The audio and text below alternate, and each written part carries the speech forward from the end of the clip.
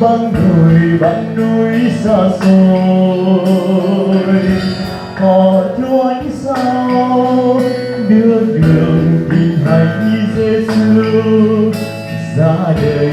Tại Bethlehem bằng con nghèo nàn, mộng đồng cánh bay chiên thiên sứ loan tiếng mừng. Họ ngồi đến chuột chiên tôn thờ con thánh sinh ra.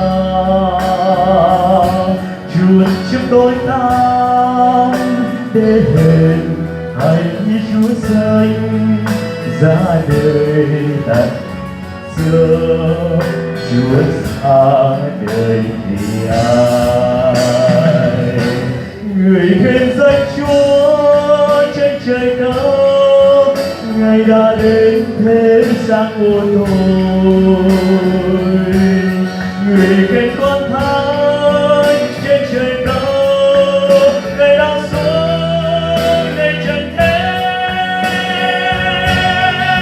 cứu nhân loại khỏi cho lỗ tội. Sinh ra vì nơi thâm hèn, người khen danh Chúa hằng ngày khen một tình yêu ban cho nhân loại.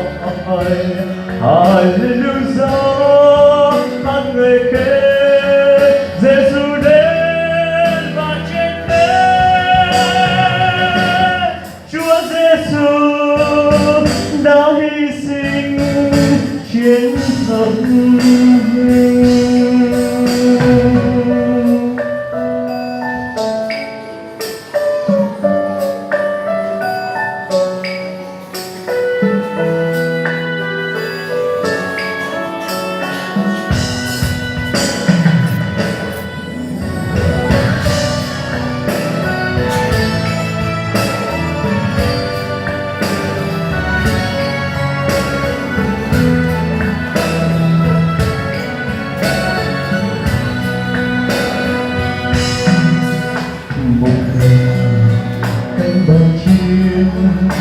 Những sứ loan tiếng mừng. Họ ngồi bên chuông chiêm đón thờ con thánh sinh ra. Chuông chiêm tối tăm để hẹn hãy Chúa xanh ra đời. Tay mang có xưa Chúa ra đời vì ai, người khen danh Chúa trên trời cao. Ngài đã đến thế gian ô tôi, người khen con thánh trên trời cao.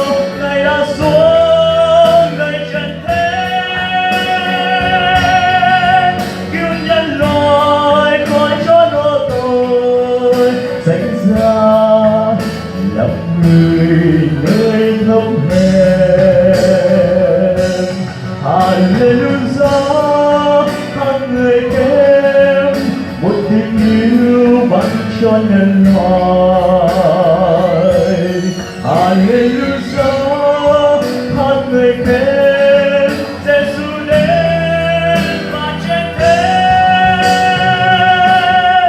Chúa Giêsu đã hy sinh chiến thắng.